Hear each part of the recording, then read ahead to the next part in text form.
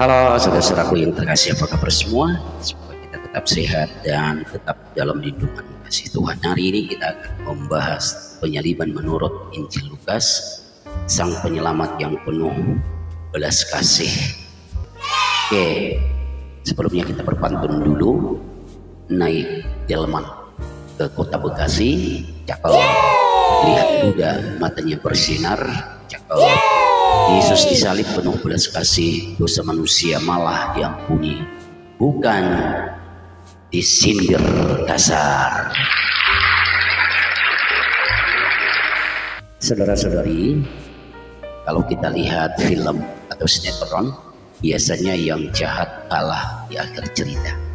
Tapi di kisah Yesus, yang jahat malah dikasih ampun duluan. Ini bukan kisah balas dendam, ini kisah balas kasih yang sangat ekstrim.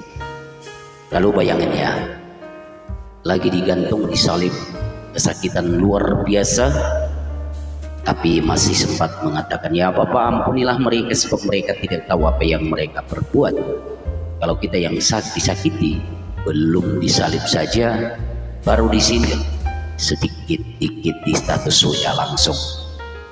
Tunggu aja karmanya ya. Ya, mari kita lihat konteks Injil Lukas. Lukas menggambarkan Yesus bukan sebagai raja yang berkuasa secara militer, tapi raja yang penuh belas kasih. Ciri khas Injil Lukas antara lain, hanya Lukas yang menulis kisah orang Samaria yang baik hati. Hanya Lukas yang menceritakan anak yang hilang dan ayah yang berlari memeluknya. Dan hanya Lukas juga yang mencatat Yesus berkata, ya Bapa, ampunilah mereka.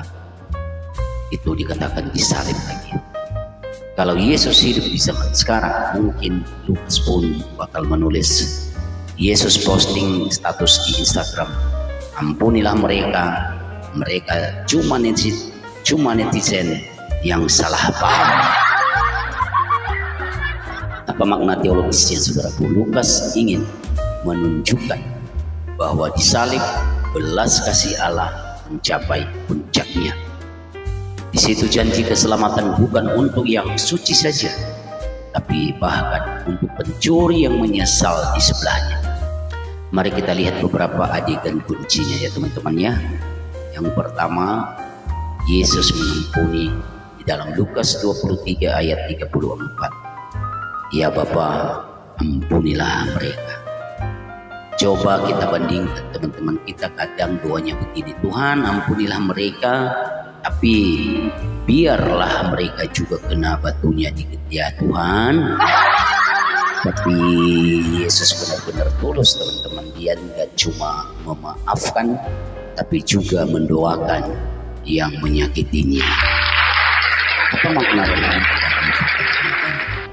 Inilah belas kasih yang aktif, bukan cuma sabar, tapi tetap mencintai.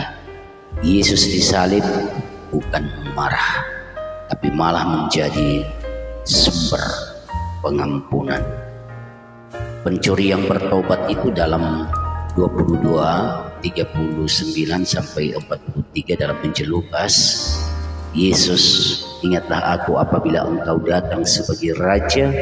Dan Yesus menjawab, hari ini juga engkau akan ada bersama-sama aku di Firdaus. Ada dua pencuri, satu nyinyir, satu sadar. Yang satu mengatakan, kalau kamu Mesias, selamatkanlah dirimu dong.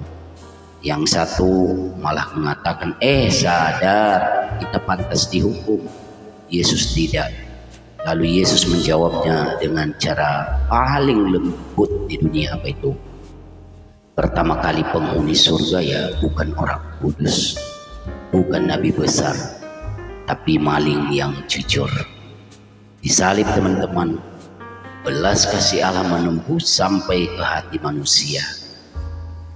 Manusia siapa? Manusia yang paling berdosa. Jadi keselamatan bukan soal masa lalu kita, tapi soal hati yang berbalik kepada Allah. Et nunc, sekarang, di sini dan sini. Ya Bapa, ke dalam tanganmu kuserahkan nyawaku. Apa maksudnya? Coba bayangin, Yesus disalib tapi masih memanggil Bapa. Kalau kita kadang kalau cobaan datang, kita memanggilnya Tuhan, kok begini banget sih Tuhan. Tapi Yesus tetap percaya bahkan di penderitaan dia yakin Bapa nggak pernah ninggalin kita. Ini adalah dengan iman total, kasih tanpa syarat, bahkan kepada Allah yang seolah diam. Lukas ingin tunjukkan salib bukan akhir, tapi permulaan kemenangan kasih. Kadang kita pengen balas dendam ya, kalau logika dunia, tapi Yesus balas dendam pakai cinta kasih. Mau bikin setan stres, maafkan orang yang menyakitimu. Karena iblis paling gak tahan lihat orang berdamai. Kalau kita belum bisa bilang ampunilah mereka, setidaknya katakan demikian, hapuskanlah mereka Tuhan. Itu udah langkah maju. Kita sering mengatakan berat banget salibku ini Tuhan, tapi Yesus justru memeluk salib itu dengan cinta. Coba ubah pola pikir. Bukan kenapa aku disalib, tapi apa yang Tuhan mau ajarkan lewat salib hidupku.